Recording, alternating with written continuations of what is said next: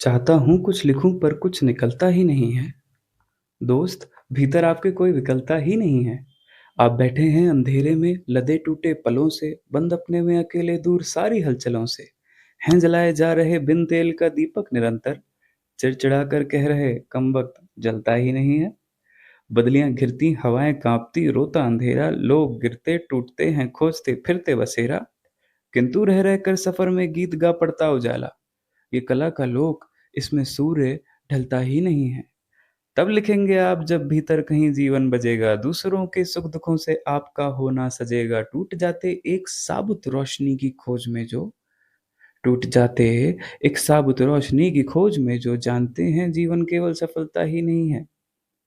बात छोटी या बड़ी हो, आँच में खुद की जली हो, दूसरों जैसी नहीं आकार में निज की ढली हो, है अदब का घर सियासत का नहीं बाजार ये तो। है अदब का घर सियासत का नहीं बाजार ये तो, झूठ का सिक्का चमाचम यहाँ चलता ही नहीं है, चलता ही नहीं है। इस कविता में कवि ने बहुत सारे ऐसे चित्र बनाए हैं जिनको अगर हम सूत्र में बांधे तो काफी एक सुंदर सा एक मैसेज आता है। कवि कहता है कि सब तरफ अगर बादल घेर लें, अंधेरा हो, तूफान हो और लोग परेशान हो और बिखर रहे हो, भटक रहे हो और सोच रहे हो कि कहाँ पे अपना बसेरा बनाएं, ऐसी परिस्थिति में भी एक चीज होती है जो उजाला लेके आती है। और वो कौन सी चीज होती है? वो होते हैं गीत। तो गीत वहां पे भी उजाला ले आते हैं। इसीलिए वो कहता है कि जब तक कला है तब तक सूर्य ढलता ही नहीं है। कला के इस लोक में किसी न किसी प्रकार से उजाला आ जाएगा।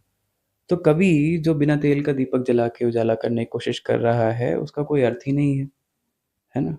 झूठ का यहाँ पे कोई जगह नहीं है। ये वो नहीं है। ये यहाँ पे सियासत से उसने कंपेयर किया और बोला कि जिस तरीके से पॉलिटिक्स में झूठ चल जाता है यहाँ पे नहीं चलता। जब तक आप लोगों के साथ रिलेट नहीं करोगे, है ना? जब तक आप उनकी कहानियाँ नहीं सुनोगे, जब तक अपने जीवन को और उनके जीवन को अलग और कहीं-कहीं पे एक नहीं पाओगे, तब तक आपके लिए कोई सच्ची बात लिखना, आपके सच्चे भाव कविता के रूप में बाहर आ जाएँ या किसी लेख के रूप में बाहर आ जाएँ, ऐसा संभव नहीं है। इसीलिए वो कहता है कि ऐसा समय जब आएगा तब आप अच्छा-अच्छा लिखोगे और उससे पहले लिखना बहुत मुश्किल है अगर आप अपनी सारी खिड़कियाँ बंद करके रखोगे अपने जीवन की।